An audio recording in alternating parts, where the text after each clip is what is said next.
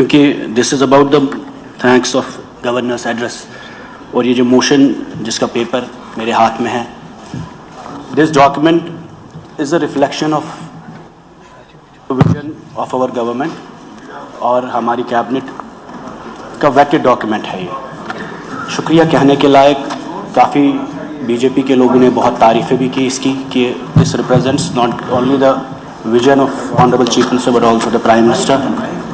اور جبکہ ساگر صاحب نے کافی ڈیٹیل میں بات کی، یہ ہاؤس طویل مدت کے بعد لگا، 5-6 سال کا گیپ ہے، خاموشی، سفوکیشن، اور اتنی سفوکیشن کہ بی جے پی کے لوگ ہم سے زیادہ چلا پڑتے ہیں۔ تو اس سے احساس ہوتا ہے کہ کہیں نہ کہیں جموں کشمیر میں عوام کو کتنی زیادہ ضرورت حکومت کی تھی، اور ایک پاپولر گورنمنٹ جس طریقے میں ساگر صاحب نے کہا، جو دکھ درد انہوں نے بیان کیا، اس سے یہ ثابت ہوتا ہے کہ آج بھی جموں کشمیر کی سرکار کمزور بھی ہے، اور مشکلات سے بھی ان کا سامنا بہت کرنا پڑتا ہے۔ ہمیں سمجھتے ہیں کہ it is you have huge expectations.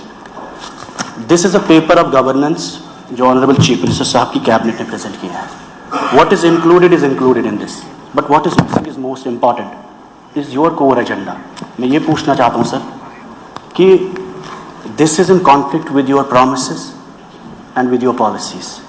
جو پرومسز آپ نے کیے، جس پہ 50 سیٹیں آپ کو ملی، جو وعدے آپ نے کیے، ہر وہ چیز اس میں سنگلڈ آؤٹ ہے۔ اسی لیے بی جے پی کے لوگ بہت اس کی تعریفیں بھی کر رہے ہیں، اور ان کو لگتا ہے یہ جی بی جے پی کے مینیفیسٹو کا حصہ ہے، آپ کے مینیفیسٹو کا حصہ نہیں ہے۔ ہمیں آپ پہ الزام تراشی نہیں کرنی ہے، بٹ غرض کہنے کا میرا یہ ہے کہ اس ہاؤس کو جب 5 اگست 2019 کو جتنے فیصلے کیے گئے وہ ہمارے خلاف کیے گئے، آپ کے خلاف کیے گئے، خاص کر شیخ صاحب کی لیگیسی کے خلاف کیے گئے۔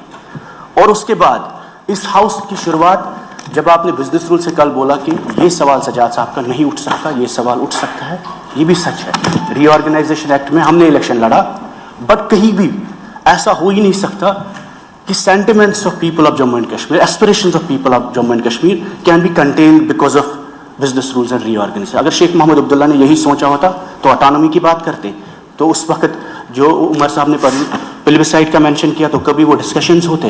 غرض یہ ہے کہ اگر Jammu and Kashmir people have lost all agencies and all means of power, the last agency is this house.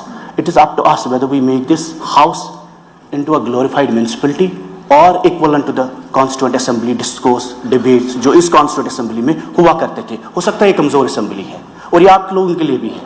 اگر نیشنل کانفرنس مجبوری میں ہو کے سرکار چلانے کے لیے، چیزیں ٹھیک کرنے کے لیے، بہت زیادہ ایشوز عمر صاحب اس پر خاموشی کرتے ہیں، لیکن اس خاموشی کی قیمت بہت مہنگی ہے جموں کشمیر کے عوام کے لیے، کیونکہ 5 سال بعد، 10 سال بعد ہمیں لگے گا یہ نارملائز ہوا، جو ہم بار بار کہتے آ رہے ہیں۔ خدا نہ خواستہ آپ کی وجہ سے ایبروگیشن نہیں ہوئی، لیکن شیخ صاحب کو دینے کے لیے ہندوستان کو ایک ملک تھا، آج ہم اس کو میونسپلٹی میں ہم نے ٹرن ڈاؤن کیا ہے، اور اتنے ٹرن ڈاؤن کیا ہے کہ باہر پولیس والا جو ہے، کسی اس ہاؤس میں 90 لوگوں کی طاقت نہیں ہے کہ اس کی تبدیلی کر سکے۔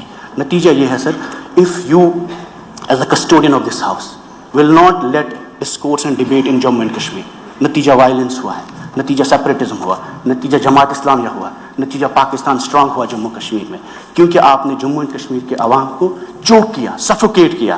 آج بھی مکان لوگوں کے اٹیچ ہو رہے ہیں، آج بھی نوجوان 5000 جیلوں میں ہیں، آج بھی اس وقت پاسپورٹ، ویزا، حج، عمرہ جانے کے لیے ہمیں اجازت نہیں ہے۔ میں MLA ہوں، میرے خلاف 2 UAP کے کیس ہیں، 8 تاریخیں مجھے ہر مہینے میں لگتی ہے، اور آپ اندازہ نہیں لگ سکتے 50 ڈگری گرمی میں تہاڑ کے جیلوں میں، جودھ پور کے جیلوں میں ہمارے نوجوان، ان کے ماں باپ رہتے ہیں، روتے رہتے ہیں، ان کے گھر میں وکیل کے دینے کے لیے پیسہ نہیں ہوتا، اور وہ لوگ آپ کے خلاف نہیں ہیں۔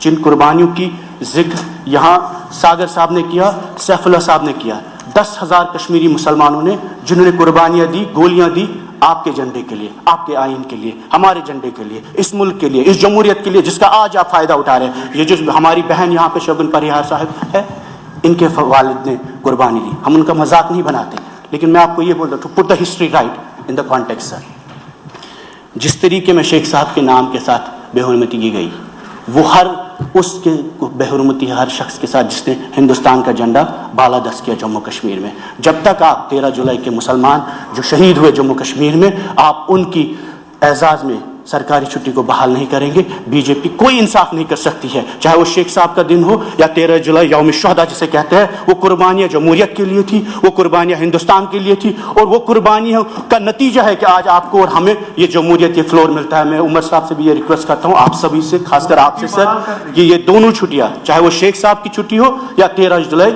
यौम शहादत जिसे कहते हैं, both days should be restored, and this house should resolve it collectively, irrespective of ideologies and parties. Even if it was your founder, we are with you, and the BJP also, इन्हें भी हम appeal करते हैं और हम दामन बहला के कहते हैं कि 13 जुलाई is the most precious day in the history of Jammu and Kashmir. It is not a communal day.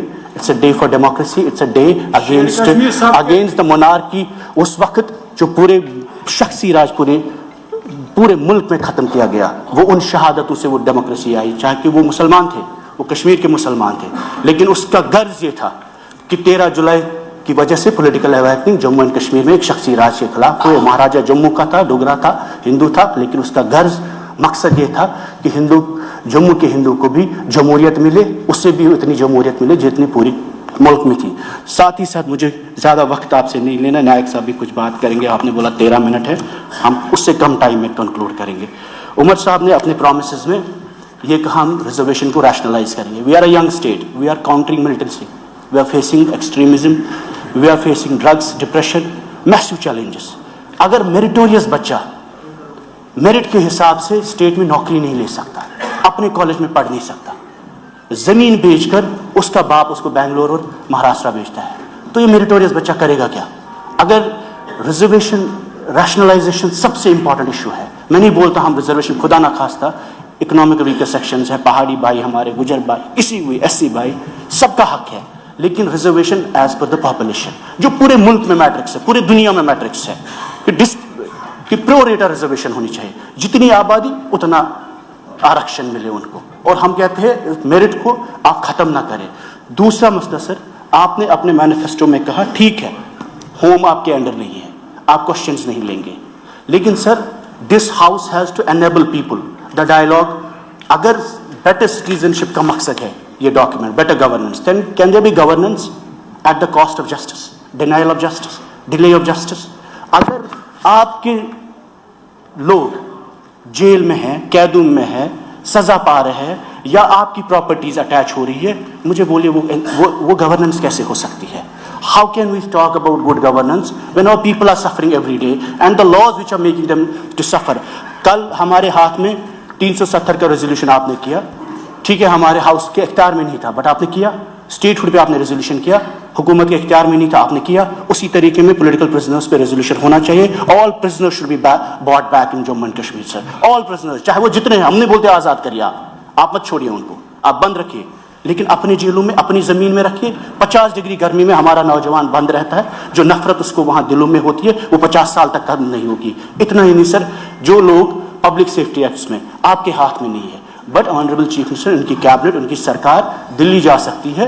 जिस तरीके में आपने स्टेटहुड का रेजोल्यूशन लाया, talk about the human security of Jammu and Kashmir, talk about कि हमारे लोगों के मकान अटैच हो रहे हैं, टॉक अबाउट कि आप चीफ मिनिस्टर, होम मिनिस्टर साहब, वहाँ प्राइम मिनिस्टर साहब से रेज करिए इश्यूज को कि नौजवानों की रिहाई हो, उन्हें एमनेस्टी दो, उन्हें माफ़ी दो। कल आप लोगों ने प्रधानमंत्री मनमोहन सिंह की तारीफें की, कहा प्राइम मिनिस्टर के वर्किंग ग्रुप थे। वर्किंग ग्रुप क्या थे?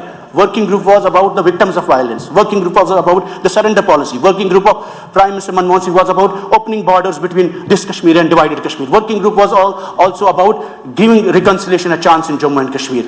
सिर्फ ये आतंकवाद, टेररिज्म, सेपरेटिज्म, UAPA लगा के अमन अचीव करना, Kashmir is peaceful, but Kashmiris are peaceless. And the reason is because you're using gun, UAPA, jail to achieve the means of peace in Jammu and Kashmir.